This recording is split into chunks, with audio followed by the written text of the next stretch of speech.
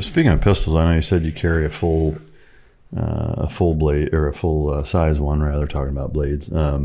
What is your preferred carry? I carry Glocks. Yeah, just 19 or 17 or. So I'm carrying a 45 now. I started doing that last year before we did this big walk. I wanted to, because when I'm carrying a ruck, I carry Appendix. The rest of the time I carry strong side or slightly forward to 3 o'clock. So I wanted something slightly shorter on the barrel length. The G45 is a 19 length slide with a 17 length grip. I shoot a 17 length grip better. I don't think you're undergunned if you shoot a 19. The new 43Xs are pretty amazing, especially if you couple it with a Shield Arms steel magazine. You've got 15 rounds flush fit in a pretty small package. You throw a dot on there and you can do some work with that thing. Yeah. No, I mean, the 43X is what I carry with the TLR6 fucking light on it. Yeah. I have bought a couple of the Shield mags, but Jesus Christ, those springs are stiff. They're a pain to load. I had a little bit of issues with them reliability-wise when the first couple of mags through, and I have not since then. Normally, I'm skeptical if there's any kind of break-in period like that. Yeah. But I haven't had any issues with them since, and man, that's 5 extra rounds. That more bullets is always better. For sure. Yeah. So I got to ask you a question. Are you running a dot yet? No. You got to make the switch. Yeah, I just haven't. I haven't really ever messed with it. I mean, I've tried it a couple times and it just seemed awkward and slower. I felt the same way, for a while. I was anti-dot for a while, and then I just finally had enough guys in industry that I respected that were like, no, this is it's the way better pretty way. Good. Yeah. Which one do you run? So I'm running an Acro right now. I've got one of my guys in Connecticut actually just milled a slide for me. Alpha Dog Arms, if I can give a shout out to him. Just milled a slide for me to accept a 509T, so I'm going to try that. They're both enclosed emitters, which is big for me. So they make windowed emitters like the ARMRs. I live in the Pacific Northwest. It rains and snows. Yeah. If you get water in the emitter, it doesn't work anymore. I mean, we just had a bunch of guys for the night vision course I did. About half the guys were running ARMRs, and it rained and snowed. They don't work very well because water gets into the emitter, and then it's either you don't have anything or you get a bunch of buckshot. Yeah. 5 dots out instead of 1. Yeah.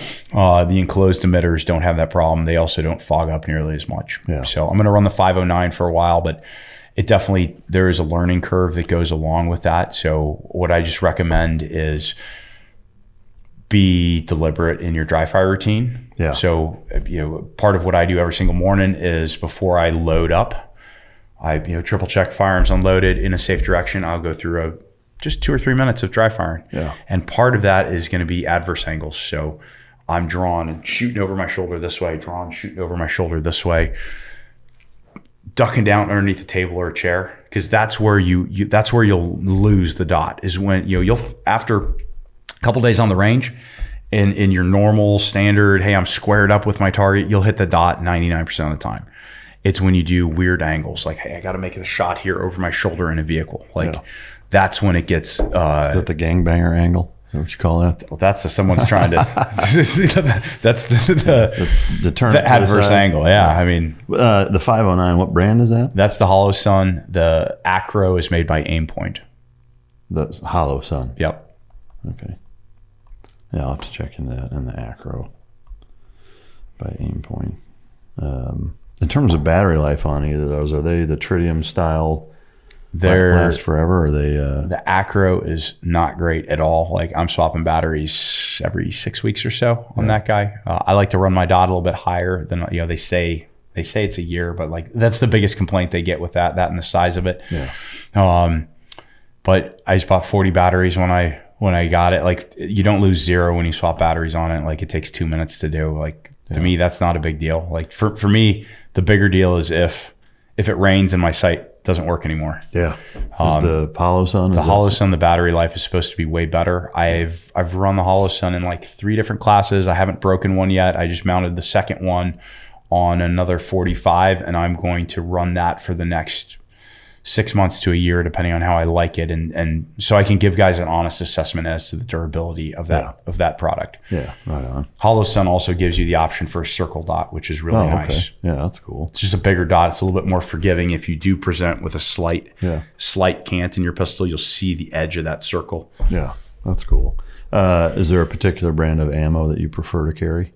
Black Hills Ammunition. Yeah. Yeah, they were the standard when we were active duty, and they're still the standard now. Yeah, no, that and Buffalo Bore, I do like Buffalo. They make some good stuff as well, for sure. To me, pistol carry too. I think gold dots and HSTs are nothing to sneeze at. Also, I think they're both very tried and true, reliable rounds that I like. I don't know what your take is on them, but I honestly, I think the future of pistol rounds is going to be what guys are calling external hollow points. And they're basically, it's a shaped solid copper round, and it uses fluid dynamics to make the same size permanent wound cavity as some of the best hollow points on the market will do. And what that allows you to do, because the hollow points, once they expand, they don't penetrate nearly as well. And that's my paradigm of using tools, projectile weapons, is I want my stuff to penetrate, because I'm thinking I'm shooting, through a car windshield, through a car door, potentially through part of my house. Like I don't ever want to count on the magic bullet that incapacitates the bad guy and then stops inside of him and does not hurt the member of my family. Like that's on me to make sure that my shooting lanes in my house are known. Where are my children? Where are they not? Yeah. And or if I'm around my family, like I can change the angle of the shot, right? By either taking one step one way or another, or making, what people would consider, historically would think, well, that's weird. Why are you doing that? Well, it's because if my family's directly behind you, I can't shoot you straight on. Like I have to come in and change the angle and shoot up through your head, or down through your pelvis or something like that. So with that bullet, how does that differ from, say, the bonded bullet that a Spear Gold Dot is? So the Spear ones are still hollow points. So bonded is very, very good. Like that's what we want. But they're just solid copper. They don't deform at all. So you'll get the penetration through, like if you hit that 2x4 or 2x6, like it's not starting to come apart or mushroom or do anything like that. It's still staying as is. So it's going to penetrate, because you got to think, it's not just, if you think, well, if you're always shooting someone straight on, like you don't need a whole lot of penetration. But what if the guy is angling away from you like this, which people are, and now you have to be able to penetrate through part of their wrist, their elbow, maybe it exits, through part of their humor, and then it's into their thoracic cavity. So there's penetration is a good thing. Sure. That's what she said. It's always a good thing. I do want to transition a little bit into just talking about the way that you live again, because it's fascinating and what have you. Can you kind of synopsize the big picture view? Yeah. So we live on a farm in North Idaho. We run sheep, some dairy goats, a bunch of chickens, a couple dogs. Seasonally, we run pigs. Back in Virginia, we ran pigs, like a boar and a couple sows, and they will eat you out of house and home. We don't do that anymore. We get feeder pigs every year and just raise them for ourselves and friends, and then eat them. You grow a lot of your own vegetables? We do some.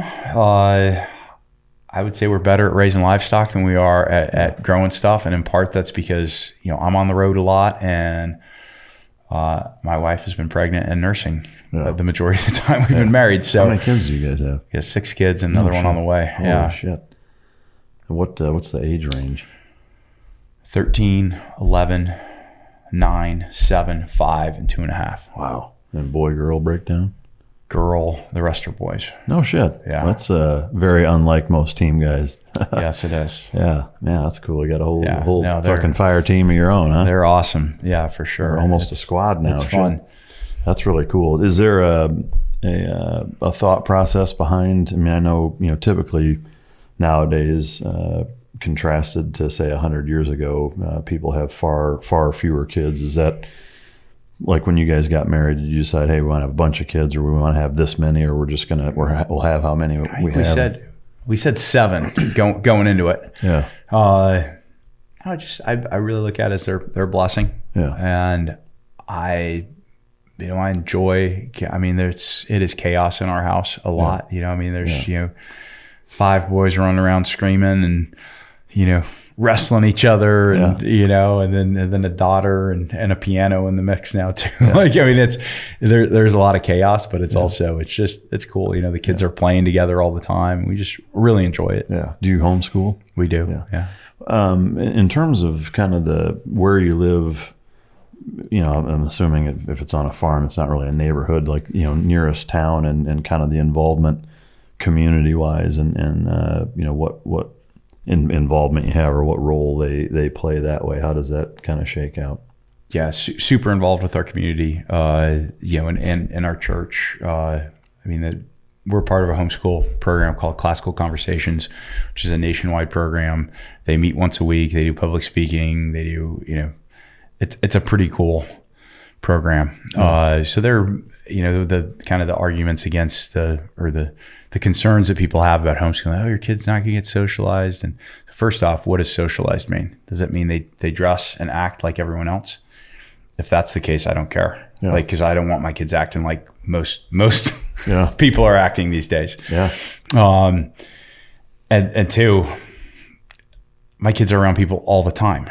Yeah. They're absolutely getting socialized. In our community, the majority of the people homeschool. So it's just like but we're still like, they're going over and playing at other people's houses, or we're going over to help someone throw up a barn or build their house or whatever. And like all the kids will go over and help. And, so it's a pretty, I feel very blessed with the community that we ended up in, because it's really good. Yeah. No, that's awesome. In terms of groceries, how you eat, et cetera, is there an emphasis put on like whole foods, organic, nutrient dense? Do you do a lot of grocery shopping, or does most of what you come from your own? We still buy a lot of groceries. I mean, I think the more you're like trying to homestead, the more you realize, man, it's pretty tough to do, especially if you're not, the vegetable garden. If we did better at it, we could grow more stuff. I suppose where you're at, you'd have to have a greenhouse to have any type of chance for consistency, for sure. I mean, we'll get frost sometimes every month of the year. So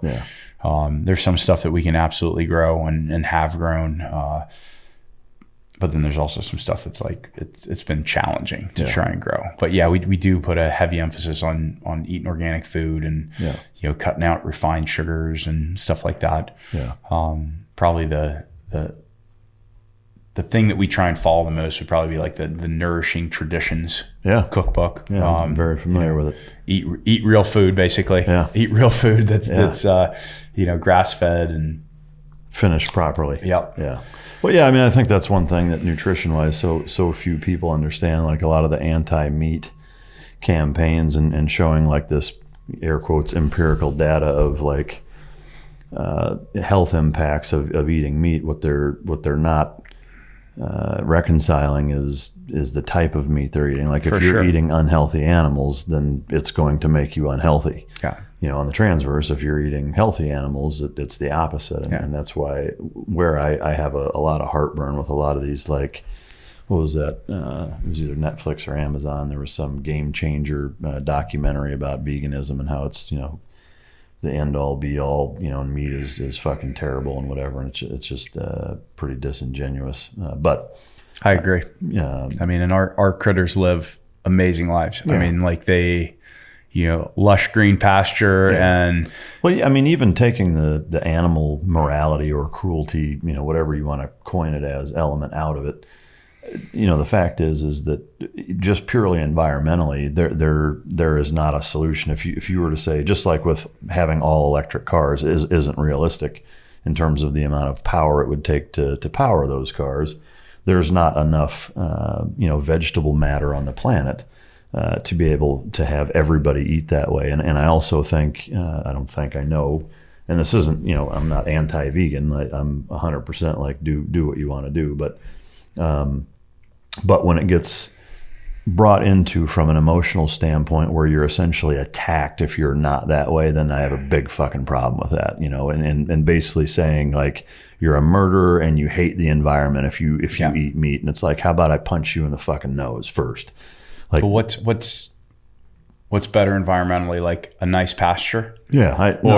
Or a Monsanto cornfield or bean patch. Like, yeah, no, I mean, and again, I mean, like I said, to each their own. Like, I'm not, I don't have heartburn with vegetarians or vegans or what have you, but I do when they make it personal and start attacking you for the way you want to live your life. That shit drives me nuts, and especially when it's justified or they try to justify it by saying it's way better for the environment or blah blah blah, and I just disagree. But at any rate, I am curious in terms of the off grid. Is it a principle thing or what? Honestly, it was there's in part it was an independence type thing.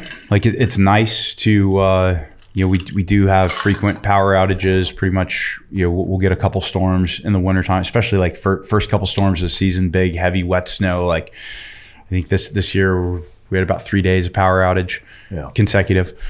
So there's that. It makes it nice that it doesn't matter. Yeah. But then there also was a financial component to it. Like it was when we built our house, it was going to cost a significant amount of money to bring power up there. Like we have power on our property, which is nice for like the shop, so I can run a welder and all that kind of stuff. But it's just all to move up to the house site to pull power up there was going to cost more money than it was going to cost to put an off-grid system. Yeah. So it was kind of a no-brainer. And we built our house with very, with off-grid in mind, i.e. it's ICF construction. So it's very, very efficient, thermally efficient. We heat with wood, which the house stays nice and warm with one wood burner in there right now. I just like the lifestyle of it. Yeah. I mean, it's cool. Like I make a fire every morning, every night, like sit down and, on my couch in front of the fire. Like it's peaceful. Yeah. There's heat security, right? When it gets really cold outside and I got 4 or 5 cords of wood next to the house, a little ways away from the house, like there's a huge, so I'm on the road and even back when, before we moved into our house, we were in a trailer and it's like, I wasn't too worried when the power went out because I know we had some water put away and my wife is very industrious. She's cooked bread inside of a normal wood stove, not like a wood cook stove. Yeah. Like she's made soup on top of the stove. Like, so it's very like there's a lot of benefit that goes with that. We use propane for, we got an on-demand hot water heater that uses propane. So it also uses very, very little energy. Our dryer uses propane, so it also doesn't use a whole lot of power. We had a propane fridge for a while when it was still before we got the battery bank and all that stuff. And it was just, we can run a generator and run, our electrical stuff. And then we don't want the generator running 24/7. So we turned that off and then we wouldn't have power to the house, but your fridge needs to run still. So we had a propane powered fridge for a while. Yeah. And then we got, then we went through and we got we got an inverter, we had a charge controller, we got a bunch of 6-volt batteries. So we got a 48-volt system. They're 390 amp hours. They're all wired in series. This is another thing. Like if you're going to get into off-grid stuff, like you could pay someone to come in there and do that, but there's so much like you almost can't just be an end user. Like you have to understand what's going on. Yeah, you got to understand. Yeah, because you're gonna be troubleshooting the thing sometimes. Yeah. So I installed all this stuff myself. The people that we bought from they were great about, like, I call them up, hey, what about this? What do I do now? What do I do now? And very helpful with that. Do you guys have solar? Yeah, so we got panels as well. We got 4 370 watt panels, pairs of 2 wired in series. So when the sun's shining, we'll charge at about 16, 17 amps, which is just a little bit under what a 3,500 watt generator when it's doing its normal thing off of when we're plugged into the generator and we're charging about 20, 21 amps off of that 3,500 watt generator. Yeah. So it's a little bit less. I'm going to try and get one more set of panels. I didn't get them up initially because they don't fit on my power shack. Because the batteries, when they're charging, they off gas, I believe it's hydrogen gas. It's something that's flammable and not good for you. And having had a house fire back in Virginia, I'm I want all that electrical stuff out of my house. So we actually built a separate kind of mechanical shack away from the house. So we've got a generator inside of one section of it. We've got the batteries and all the clean stuff in another, and then we've got all the plumbing stuff, pressure tank and all that stuff in another one. Oh, that's cool. So yeah, it's been a pretty cool discovery, learning how to do all this stuff, and then kind of seeing, okay, how do we manage it, and what's the best? Okay, get up in the morning, turn the generator on for an hour or two, and then if the sun starts cranking, then we should turn the generator off, and you're good. And my wife can do laundry, she can do all that stuff. If the sun's shining, she can do that stuff. Maybe not run everything in the house at the same time. Yeah. The big three are going to be washer, dryer, and the dishwasher. Yeah. Those are your biggest draws right there. Oh, and then my coffee, my espresso machine, that 1,000 watt draw right there. Pretty much I gotta shut some other stuff off before I use that. Turn the house off so I can have coffee.